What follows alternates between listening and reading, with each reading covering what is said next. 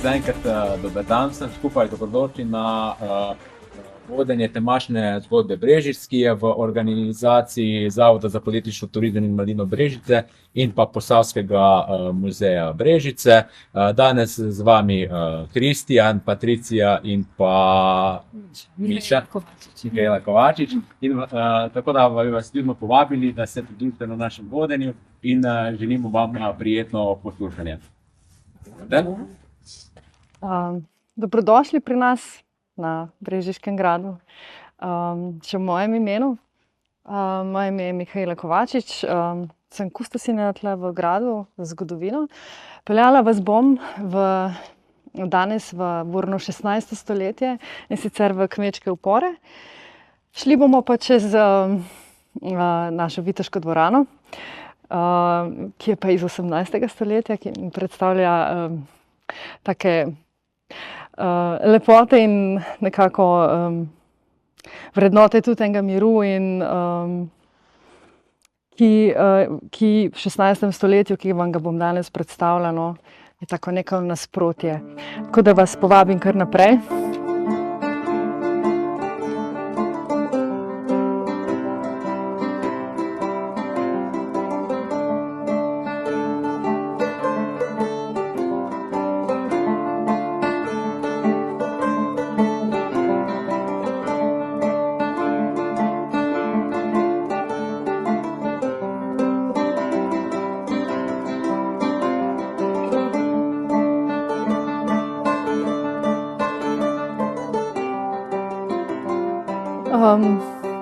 Nahajamo se v severovzhodnem stolpu, kjer je že od leta 1960 pravzaprav postavitev kmečkih uporov, stalna postavitev. Letos smo februarja odprli prenovljeno razstavo o kmečkih uporih. O kmečkih uporih iz 16. stoletja, kakor sem vam že prej rekla. In sicer predvsem povezana z slovenskim kmečkim uporom iz leta 1515 in hrvaško-slovenskim kmečkim uporom iz leta 1573, ki je nekako ta dva kmečka upora sta povezana tudi s samim gradom, no. In sicer tako, mogoče malce ozadja o kmečkih uporih, no. Nimam ravno veliko časa danes, ker greste vi naprej. Ampak vseeno malo ozadja. Od 14. stoletja naprej se je odvijalo na slovenskih tleh veliko kmečkih uporov iz različnih razlogov. Našteli so jih zgodovinarji več kot 170. Se pravi, da so se kmetje upirali fevdalni gospodi zaradi prevelikih dajatev, bremenitev, ki so v bistvu kmete bremenile na različne načine. Se pravi, ta boj za staro pravdo, kakor slišite ponavadi, je boj za tisto, kar je zapisano v urbarjih. Se pravi, v knjigah, kjer je zapisano, koliko so podložniki dolžni svojemu fevdalnemu gospodu davkov odrediti. In v glavnem, veliko razlogov je bilo, zakaj so se kmetje upirali. Tudi splošne razmere so bile takšne, težke, recimo, ne. Turki so upadali od leta 1469 naprej, tam do 20 let 16. stoletja, se opravičujem. Kuge, katastrofe, razno naravne, mislim. Potem tudi z vojnami ni bilo prizanešeno podložnikom in se pravi, so dajali čedalje večje dajatve in pa tudi v vojsko so bili nekako primorani iti in so se kmetje pač upirali. In ponavadi so se končale te zgodbe za njih ne preveč dobro.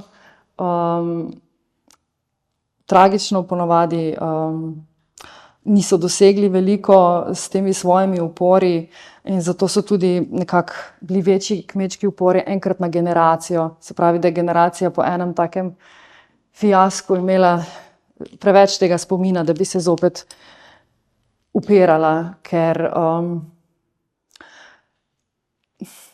so se pač se je feudalna gospoda maščevala nad njimi, nad uporniki, ne. Zdaj, recimo ta zgodba iz leta 1515, ko so vse tri dežele, Štajersko, Kranjsko in Koroško, bile gor grbe, je zajel slovenski kmečki upor, je recimo ta naša zgodba Marka iz Klisa, je bil v službi cesarja Maksimiljana I. Kot pomoč pri urejanju razmer. In sicer je bil ob uporu poslan na Hrvaško kot odposlanec v Sabor, kjer naj bi se prosil za pomoč na naši strani proti upornikom in je pri tem odpeljal 500 žena in otrok in jih prodal. In ko se je on vračal nazaj v Brežice, ga je čakala tukaj ogromna množica ljudi in so ga pregnali v grad. In po 3 dneh, ko je bil ujet pravzaprav v grad, je želel pobegniti in so ga kmetje ubili. In grad je bil požgan. In to je predhodnik tega gradu, ki ga danes vidimo. Ker so ga potem ta grad, ki je bil požgan, še enkrat Turki napadli, so v bistvu leta 1529 začeli z gradnjo tega gradu, ki ga danes poznamo. Zato so v bistvu zelo pomemben ta čas za nas, no, in gradili so ga pa 60 let, no, ta naš grad, oziroma 70 do začetka 17. stoletja. Zdaj, recimo, da se še malo na te zgodbe obrnem, in sicer kmetje so bili poraženi ponavadi in v tistem času je veljalo nekako pravo, ki je bilo, ki je odobravalo torturo, se pravi mučenje. To je bilo uzakonjeno v zakoniku iz leta 1532 in je veljalo za naše področje. In recimo v tej vitrinci vidite nekaj teh mučilnih naprav. Tolele recimo je kamen z lisicami za vrat, roke in noge, ne. Tukaj vidite to majhno stvarco, če pridete bližje pogledat. To je pa naprava za stiskanje prstov, to je veljala kot blažja oblika. Ne. Te zločini so bili takrat drugače, mislim, hotela sem povedati, da je bila blažja oblika, ne, da hujša oblika je pa lahko pripeljala v bistvu mučenja tudi do smrti tistega, ki je obtožen. Šele Marija Terezija s prvim svojim zakonikom je v bistvu ni spremenila tega stanja, ampak je ukinila torturo, no, leta 1786, mislim, da. Tako da je bil to čas, ko je bilo to nekako neko pač stanje, ki mogoče nam danes ni najbolj jasno, ampak pač najbrž ljudem iz 16. stoletja tudi ne bi bilo danes jasno marsikaj, kako imamo mi urejeno, ne. Recimo iz 1573 iz upora recimo vsi poznate in ste slišali za Matija Gubca, ne, ker so zdaj znanstveniki ugotovili, da je to Ambrož. On je recimo, če se spomnite tega, ne vem, še iz šole, da je bil v Zagrebu kronan in razčetverjen pravzaprav, ne. To je v bistvu prav posebna oblika, ki je imela vsako to dejanje je imelo svojo simbolno poved, ne. Zdaj nekako pa novejši zgodovinarji ugotavljajo, da najbrž se to v resnici ni zgodilo. Da je še živel v bistvu po tem februarju oziroma po tem času, ko naj bi bil kronan v Zagrebu, no? In pravzaprav, ko je izgubil življenje, ne. Se pravim, tam so recimo pisma, ki so si jih Greščaki pisali med seboj ali pa so jih pisali na deželne stanove in tako. In tudi noter recimo zaznamo, da je bilo da je bilo to nasilje vse prisotno. Recimo Turn, ki je bil vodja uskokov, ko so 5. februarja pri Krškem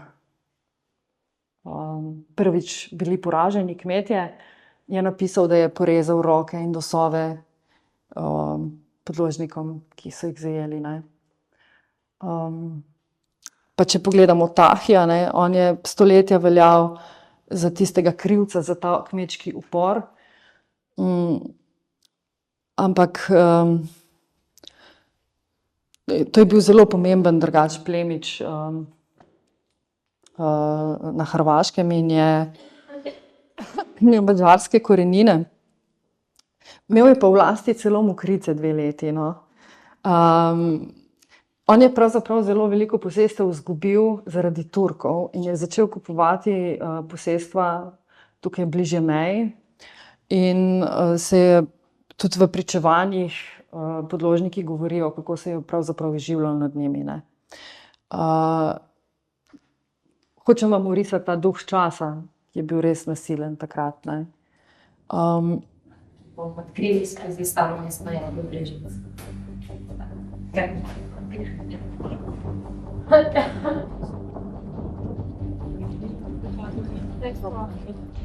Začeli smo z temnim obdobjem kmečkih uporov in malo bomo tudi sedaj navezali se na ta del zgodovine, namreč smo na ulici, ki se imenuje Ulica Stare Pravde. In kot smo slišali tudi v muzeju, Stara Pravda je bila to, za kar so se uporni kmetje borili v 16. stoletju.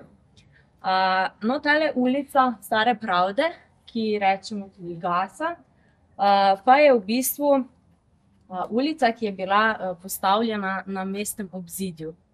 Torej, že v 14. stoletju so imele Brežice svoje obzidje in dejansko je za zgradbami teh hiš še danes na določenih delih možno videti ostanke tega obzidja. Ravno v 16. stoletju, ko so se dogajali ti veliki kmečki upori, so to obzidje obnovili, ponavljali in je potem služilo bodoče. Tukaj bili strah in trepet celotne Evrope, ne samo naših krajev. Sam Dunajski cesar se je izredno bal. In v naših krajih, oziroma v Brežicah, so se stavili kar 17-krat. Torej, kar 17 pohodov. In v enem izmed zapisov smo našli eno pismo, ki ga je napisal koroški duhovnik, pa ga bom kar prebral. In v tem pismu je on tudi zelo dobro opisal, kakšno stanje je bilo. Polovili so vse moške, stare in otroke, pobili vse drugo ljudstvo, pa odpeljali seboj. Otroke so nataknili po plovilih in jih v luže pohodili, ženske v otroških postelji zlorabili, vse cerkve požgali, Božje telo neizmerno zasramovali, žene in dekleta do smrti zlorabili. Tako da na podlagi že tega pisma iz leta 1459 lahko sklepamo te mračne zgodbe in mračne dogodke, ki so se dogajali med pohodi. Vasi so nekoč živeli obrtniki, raznorazni, med njimi tudi zdravnik. Ulica pa je zanimiva tudi zato, ker je bila tudi prva bolnišnica v Brežicah. Več o tem pa bo povedal Kristjan. Torej, v tej ulici je bila prva bolnišnica in to je ta stavba ravno, ki se nahaja za vami. Torej, po poročilu iz leta 1860 naj bi takrat imela samo 2 sobe in 4 postelje. Takrat prvi zdravnik pa je bil potomec Delkotovi, Karl Delkot, pomagala pa sta mu njegova soproga in pa eden izmed služabnikov.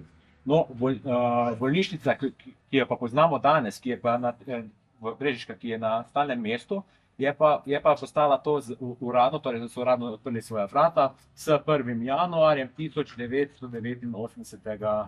leta. Takrat so pa dobili kar 63 sob in pa mrtvašnico.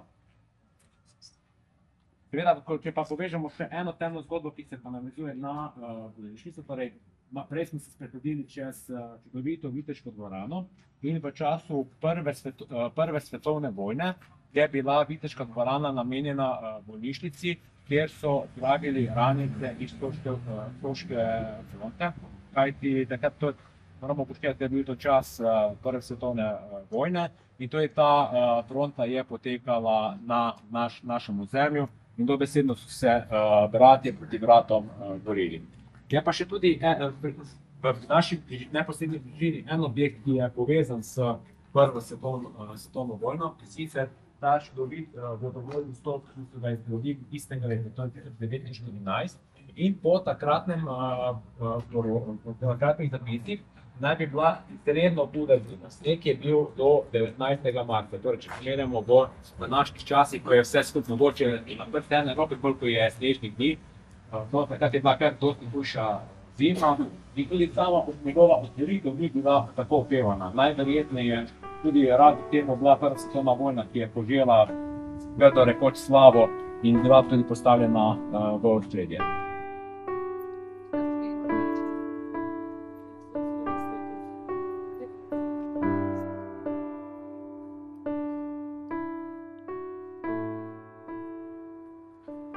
Tako, torej tu je ta naš spomenik Punt in revolucija.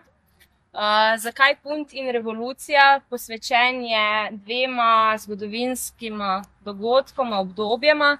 Punt smo že danes slišali za puntarje, torej gre za obdobje kmečkih uporov. In kot tudi tu na tej spominski tabli piše, torej v spomin junaštvu naših dedov v kmečkih puntih.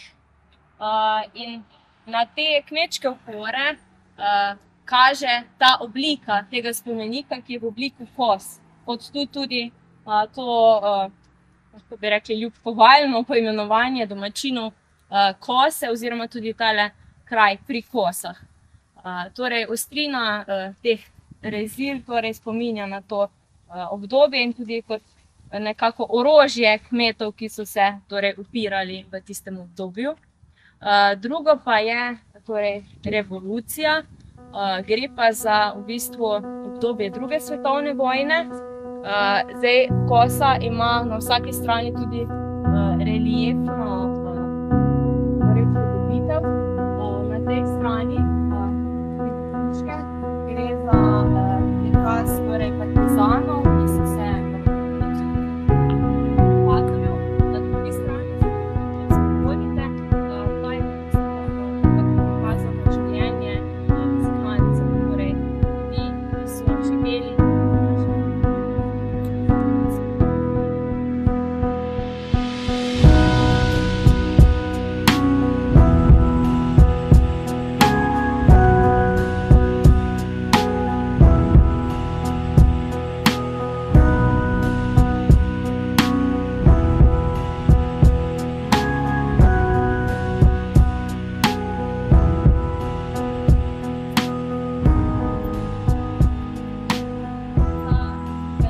Tudi v tem temnem delu, namreč tu pred to hišo naj bi v zgodovini potekala sojenja.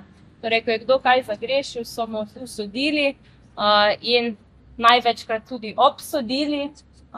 Če so ga obsodili na smrt z vislicami, pa so ga potem odpeljali na prizorišče, kjer so bile te vislice. Tu pa bomo tudi se potem malo kasneje ustavili in tudi pokazali eno sliko iz tistega obdobja, ki v bistvu prikazuje to veduto Brežic in vključuje tudi kraj, kjer naj bi stale te vislice, torej to pa je bilo nekje severno od teh severnih mestnih vrat. Podzemne prostore in tam naj bi bil tudi v bistvu nekako vhod v enega izmed rovov, ki so pod Brežicami. Teh naj bi bilo kar nekaj, ampak je to precej slabo raziskano, pa tudi težava je, da Brežice ob reki Savi, Sava je velikokrat poplavljala, potem so bili kar nekaj je bilo potresov, ki so v bistvu uničile mesto in so kar nekaj od teh rovov je bilo zasutih, uničenih in tudi je nevarno, da bi v bistvu to več raziskovalo, sploh pa v bistvu take turistične namene, to sploh ne. Tako da je pa to tudi eden zanimiv del zgodovine in v bistvu tudi temačnejši del. So tudi po nekaterih virih podatki, da naj bi tudi okupator imel svoj bunker nekje v tem podzemlju. Tako da v bistvu zelo zanimiv del sploh tega dela temačne zgodovine, pa upamo, da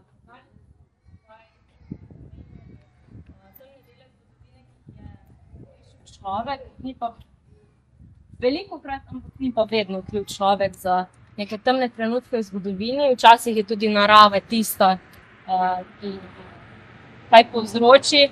Omenili smo že potresi. Najhujši leta 1917 je prizadel večino zgradb v starem mestnem jedru.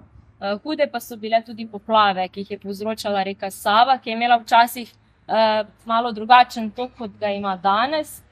Eden izmed njenih rokavov je namreč tekel tik za to ulico našega starega mestnega jedra in v 18. stoletju je bila ena takih večjih povodenj, ki je v bistvu dokončno uničila temelje prvotne predhodne cerkve in tudi pokopališče, ki je bilo okoli te cerkve. Je pa ta cerkev stala ne na tem mestu, malo naprej, nasproti današnjega župnišča naj bi bila ta predhodnica. In zanimivo je, da v bistvu torej, to, kar je Sava odnesla, te grobovi, ki so tam bili, so verjetno še danes torej, ostanki teh ljudi nekje tam spodaj, zato ker si seveda takratni meščani, razen mogoče nekaj najpremožnejših, niso morali privoščiti, da bi potem te ostanke prenesli na novo pokopališče. Torej, še ena izmed takih zanimivih zgodbi iz naših Brežic je to, da je bila današnja cesta prvih borcev včasih razdeljena na dva dela. Torej, na moji desni strani so bivali brežiški Slovenci, na levi strani pa so bivali brežiški Nemci. Tudi, kot vidite, so postavili svoj, bom rekel, svoj steber tukaj. Imamo, če pogledate tam malo naprej, nemški dom, ki je nekdaj bil hotel pri Črnem morju, Orlu in pa narodni dom na drugi strani. Torej, med brežiškimi Nemci in Slovenci si je najprej vladalo takšno rivalstvo, da nekateri oziroma ogromno ljudi sploh med sabo ni želelo se pogovarjati. Dobesedno nič en z drugim niso želeli imeti. Je pa še ena stvar, ki je pa tudi res, ki jo moramo upoštevati. Torej, slovenski jezik je bil tudi čez zgodovino tudi večkrat zelo zanemaren in potlačen stran. In tudi tako je bilo tudi v Brežicah, kajti brežiški Nemci so imeli veliko večje privilegije kot pa brežiški Slovenci. Torej, lažje so dobivali recimo kakšna posojila ali pa kakorkoli je bilo treba urediti, so veliko lažje zadevo uredili nemški Brežičani kot pa slovenski. Na primer, eden izmed zapisov pravi, da ko so primerjali dolg je bil vrtišče pri Črnem morju in pa narodni dom. Torej, pri Črnem morju so lahko imeli, oziroma so imeli 150.000 kron dolga, medtem kot narodni dom, torej brežiški Slovenci, niso imeli dobenega dolga. Torej, že to nam govori, da so veliko bolj preferirali germanizacijo že v tistem času. Seveda pa nedaleč tu od stran je pa še en tak manjši kraj, ki je povezan z germanizacijo. Neposredno pa tudi tradicija premenila, smo bili primetnici, da so večkrat sloga obsodili in tudi dosodili smrt zapada.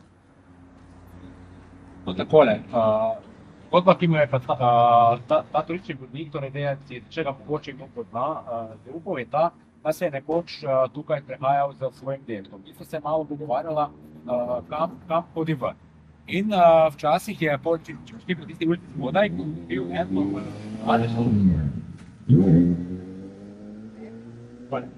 Ne slišimo, je bil en lokal, zdaj Miguela še žal ta trenutek ne spomnim, ampak je bil prostor, kjer so zelo radi zahajali in on je to tudi svojemu dedku povedal. No, tako je. No, dedek je pa potem Dejanu povedal naslednjo zgodbo. In sicer, da je ravno v tej stavbi, ki je za vami, torej, ki je bil ta lokal, Gestapo imel svoj center. In če vidite tisto majhno luknjico, nekoč so bili, torej se vidi, tam je bil nekoč pač okno od zaporov. In tukaj je razlagal, torej on je bil takrat delal na občini, bil je tudi svetlolas in svetlejše oči, torej po definiciji Hitler Jugend, ampak on se ni želel pridružiti nemškemu okupatorju in se je skrival.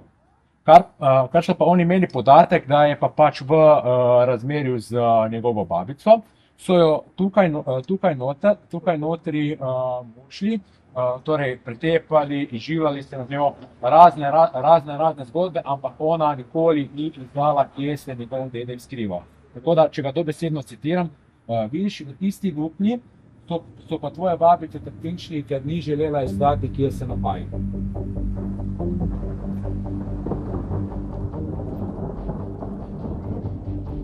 Zdaj pa se nahajamo na torej trg, ki je posvečen ljudem, ki so v času druge svetovne vojne doživeli marsikatero temno zgodbo, bi lahko rekli, če se navežemo na današnji naslov. Namreč to je zelo težek čas, veliko ljudi, okoli 43 000 prebivalcev današnjega območja Slovenije oziroma okoli 17 000 samo iz tega našega posavskega območja je bilo v času druge svetovne vojne izseljeno v taborišča.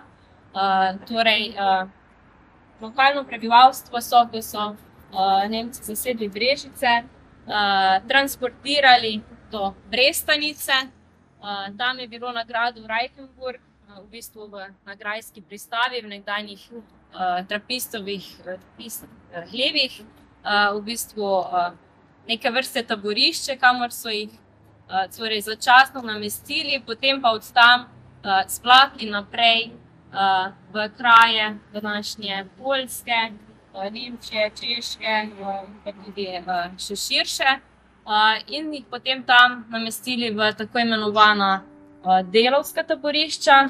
No, za tiste, za katere pa so predvideli, da so v bistvu problematični, tiste pa so poslali za začetniška taborišča in potem.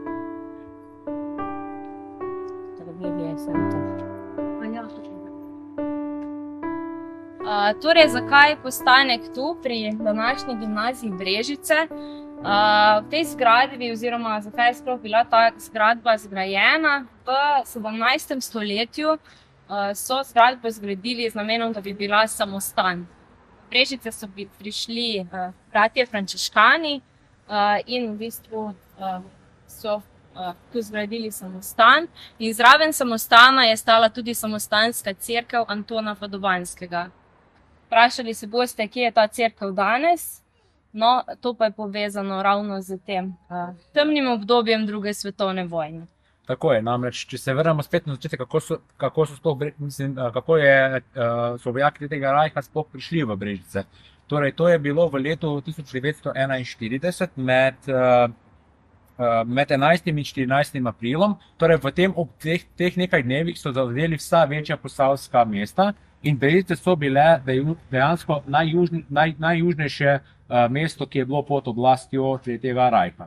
Seveda, prvi, ki so bili na udaru s strani torej tretjega Rajha, so bili frančiškani, torej njih so najprej pregnali in tudi v tistem času so porušili zvonik, ki je bil nekoč tukaj, in sami preoblikovali gimnazijo v takšno podobo, kot jo poznamo danes. Seveda, kot vemo, druga svetovna vojna je bila ena izmed bolj krvavih voj, ogromno žrtev, torej tudi tisti, ki so ostali, kot sem že prej povedal zgodbo, jim ni bilo lahko, ker je bilo vsak dan neizvestno, borba za preživetje, niso vedeli, kaj se bo zgodilo, kako se bo zgodilo. Ampak je pa po drugi strani še tudi ena takšna izmed temačnih zgodb, se pa odvija, no, kaj bi mogoče še omenil, da tudi med drugo svetovno vojno je Brežiški grad oziroma tudi Viteška dvorana posledično bila uporabljena za druge namene. Torej, naš čudovit kulturni biser so spremenili dejansko v neko vojaško skladišče, kjer so imeli shranjene torej, več tisoč kosov italijanskih mitraljezov in razne druge municije. V vsakem stolpu sta bila dva lažja in en težji strojnik, ki sta upravljala z raznim orožjem. No, če se pa preselimo potem v leto 1945, ko je šla druga svetovna vojna proti koncu in so se Brežice, tako kot drugi kraji, osvobajali vpliva Nemcev, so tudi partizani, tako rekoč, grdo rečeno, vrnili to uslugo. Kajti v vasi nedaleč stran tu, torej v Mostcu, je bil tankovski jarek, kjer so pobili več tisoč ljudi. In ti ljudi so bili brežiški Nemci, ustaši, novobranci, torej člani tudi premožnih brežiških družin. Nažalost so pa tudi med njimi bili otroci, ki so jih ubili samo zato, ker jim je bil oče ali mati ali kdorkoli njihove družine na tistem seznamu oziroma na napačnem času, na napačnem kraju.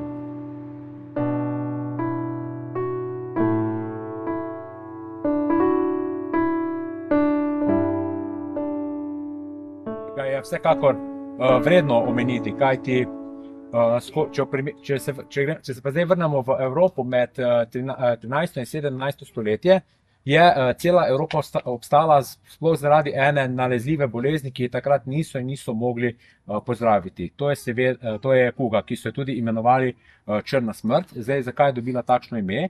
Zaradi notranjih krvavitev, ki so se pojavile, so se na telesu pojavile črne lise. Takrat je bilo to prenosljivo in niso znali zadevo pozdraviti. Naprimer, če upoštevamo dejstvo, naprimer v Ljubljani so celo lovili žabe in jih pripravljali na 1001 način, ker so verjeli, da bi to lahko pomagalo, ampak kot vemo, temu ni bilo tako. In tudi sama kuga je takrat izbrisala v tem obdobju 1/3 evropskega prebivalstva, torej približno 25 milijonov ljudi. Torej, če primerjamo z eno našo ljubo Slovenijo, torej, ki ima nekaj manj kot 2 milijona prebivalcev, bi bili kar nekajkrat izbrisani po domače povedano. No, in v ogromnih krajev, tako kot tudi v Brežicah, so določena gospodinjstva, družine postavile cerkev v zahvalo, ker so preživele to obdobje. In ena izmed takšnih cerkev je tudi cerkev Svetega Roka, kajti tudi, če poznamo zgodbo, tudi Sveti Rok je zavetnik v boju proti kuge, v umetnostni zgodovini pa je upodobljen z psičkom, ker tudi to je še ena takšna zanimiva zgodba, kajti on je zbolel za kugo, in mu je pes mu psi prinašali kruh. In nekega dne je tudi cesar opazil, da mu njegov pes nosi kruh in tudi to ga je vzel v svojo oskrbo. Zdaj smo pa pri najnovejšem brežiškem spomeniku v Benedektu in to je obelisk Zmage. Ta pa se navezuje na zadnjo vojno, ki se je odvijala na naših tleh, in to je bila torej vojna za samostojno Slovenijo. Torej leta 1991 se v bistvu, ko Slovenija razglasi samostojno republiko, potem 2 dni kasneje se začne torej ta vojna.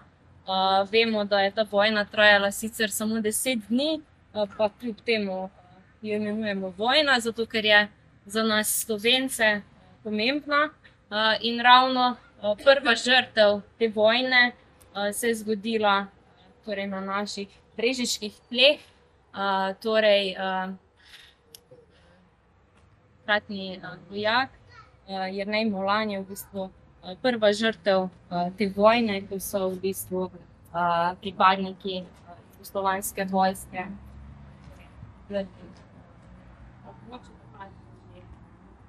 Slovenije Ligonca. V tej